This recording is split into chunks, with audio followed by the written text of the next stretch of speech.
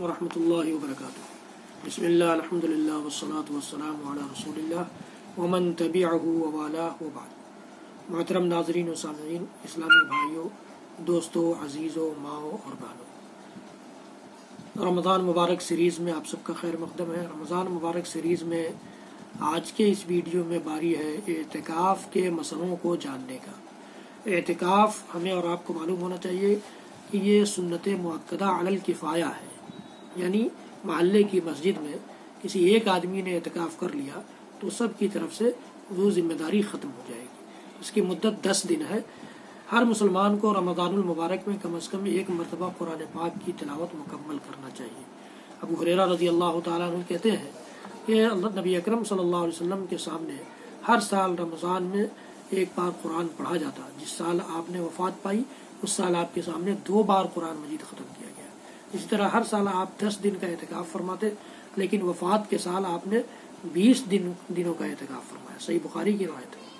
ہر سال 10 دن کا اعتکاف کرتے تھے، لیکن جس سال آپ کو کی وفات ہوئی ہے اس سال رمضان میں آپ نے 20 دن کا اعتکاف کیا۔ اور اسی طرح ہر سال 1 قرآن ختم کرتے تھے اور اس سال آپ نے 2 قرآن ختم کیا۔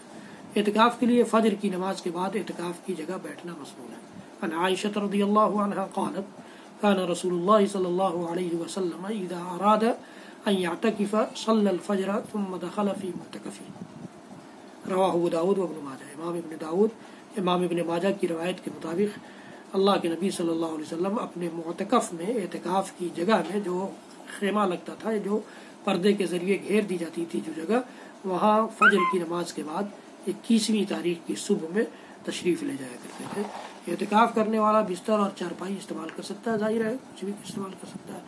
عبداللہ بن عمر رضی اللہ عنہما نبی اکرم صلی اللہ علیہ وسلم کے سلسلے میں کہتے ہیں کہ جب آپ اعتکاف کرتے تو آپ کا بستر بچھا دیا جاتا، او یوضع لہ سریر، یا آپ کی چارپائی رکھ دی جاتی، وراء اسطوانۃ التوبہ، کہ یہ مسجد نبوی میں جو ستون توبہ نامی ستون تھا، جس کا جو ستون کا نام تھا، اس کے پیچھے آپ کی چارپائی رکھ دی جاتی تھی۔ امام ابن ماجہ کی روایت۔ اعتکاف کرنے والے کی بیوی رات کو ملاقات کے لیے آ سکتی ہے، اور اعتکاف کرنے والا بیوی کو گھر تک چھوڑنے کے لیے مسجد سے باہر بھی جا سکتا ہے۔ عن صفیہ رضی اللہ عنہا قالت كان رسول اللہ صلی اللہ علیہ وسلم معتکفا فأتيته أزوره ليلا فحدثته ثم قمت لأنقلب فقام معي ليقلبني، متفق علیہ۔ صحیح بخاری صحیح مسلم کی روایت ہے۔ حضرت اما صفیہ رضی اللہ تعالیٰ عنہ فرماتی ہے کہ اللہ کے رسول صلی اللہ علیہ وسلم اعتکاف میں تھے، میں آپ سے ملنے کے لیے آئی رات کے وقت، فحدثتہ، میں نے آپ سے بات چیت کی، اور پھر جب میں جانے لگی تو مجھے چھوڑنے کے لیے اللہ کے رسول صلی اللہ علیہ وسلم بھی اٹھ کھڑے ہوئے۔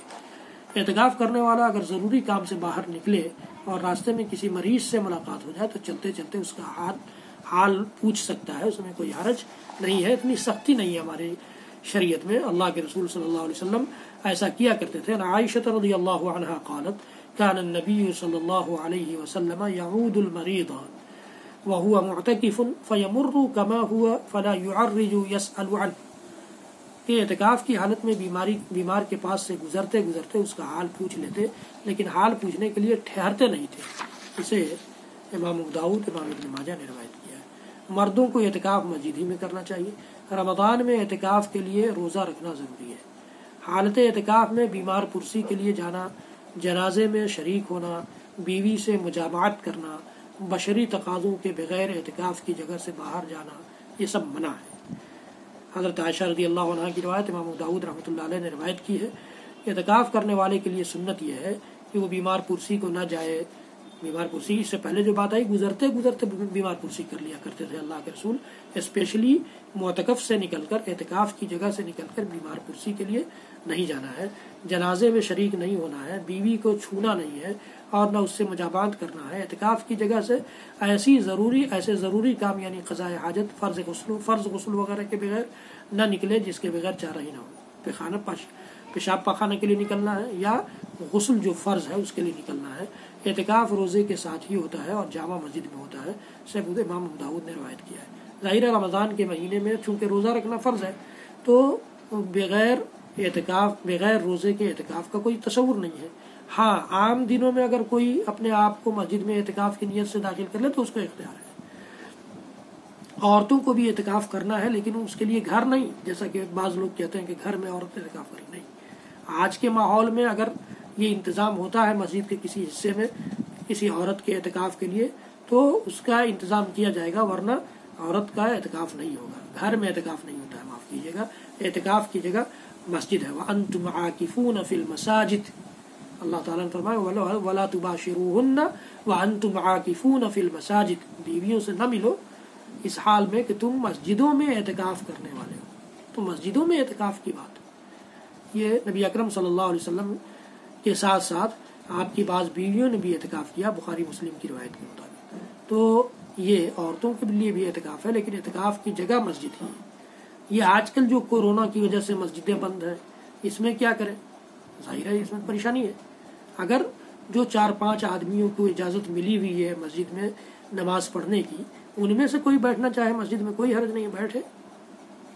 لیکن کوئی اور آدمی 6واں 7واں آدمی یا 2-4-10 آدمی چاہیں کہ ہم اعتکاف کریں تو معاف کیجیے گا، جو یہ شرعی عذر ہے اس کی بنیاد پر کوئی مسئلہ نہیں ہے، اعتکاف اس سال نہیں کریں گے، اس سال اعتکاف نہیں کریں گے انشاءاللہ العظیم۔ اگر ہماری نیت ہے، مخلص ہے، خالص نیت، اس وجہ سے نہیں کہ لاک ڈاؤن ہے کوئی کام نہیں چلو اعتکاف ہی کر لیتے ہیں، نہیں بلکہ ہم خلوص کے ساتھ، ہمارا ارادہ تھا کہ اس سال ہم اعتکاف میں بیٹھیں گے یا بیٹھنا ہے ہمیں، چاہے چھٹی ہو چاہے نہ ہو، چاہے ہماری تجارت چلے یا نہ چلے، چاہے کاروبار چل رہا ہو چاہے بند ہو، لاک ڈاؤن ہو چاہے اوپن ہو، کچھ بھی ہو، ہمیں اعتکاف کرنا تھا اس سال۔ اور یہ اگر ہمارا ارادہ ہے اور ہم اعتکاف نہیں کر پا رہے ہیں مسجدوں کے بند ہونے کی وجہ سے، لاک ڈاؤن کی وجہ سے، یقین جانیے اللہ تعالیٰ ہمیں اس کا بھی اجر دے گا، اس کا بھی اجر دے گا۔ اس لیے یہ اس موسم میں، لاک ڈاؤن کے اس ماحول میں اعتکاف ہمارے اوپر ضروری نہیں ہوتا، جس طرح سے جمعے کی نماز ضروری نہیں ہوتی، فرض نمازوں کی جماعت ضروری نہیں ہوتی ایسے ماحول میں، اسی طرح سے اعتکاف بھی ضروری نہیں ہوتا۔ اس لیے حضرات گرامی، اس مہینے کو مبارک بنائیے، بابرکت بنائیے، زیادہ سے زیادہ عبادتیں کیجیے، تلاوت قرآن کیجیے، لمبا قیام کیجیے، روزے رکھنا تو فرض ہی ہے، روزے رکھیے، اور اللہ رب العالمین سے دعا کیجیے کہ وہ ہمارے ان ساری نیکیوں کو قبول بھی کرے اور ان ساری نیکیوں کو اپنے لیے مخلص بنا لے، خالص بنا لے، اس میں کسی اور کے لیے ذرہ برابر کی کوئی گنجائش نہ چھوڑے۔ رب العالمین ہم سب کو کہنے سننے سے زیادہ عمل کی توفیق دے۔ حضرات گرامی، اس ویڈیو کو زیادہ سے زیادہ شیئر کیجیے، بیل آئیکن ضرور دبائیے، چینل سبسکرائب کیجیے۔ اللہ رب العالمین ہم سب کا حامی و مددگار ہو۔ وصلی اللہ تعالی علی نبینا محمد وعلی آلہ وصحبہ وسلم۔ سبحان ربک رب العزۃ عما یصفون وسلام علی المرسلین والحمد للہ رب العالمین۔ السلام علیکم ورحمۃ اللہ وبرکاتہ۔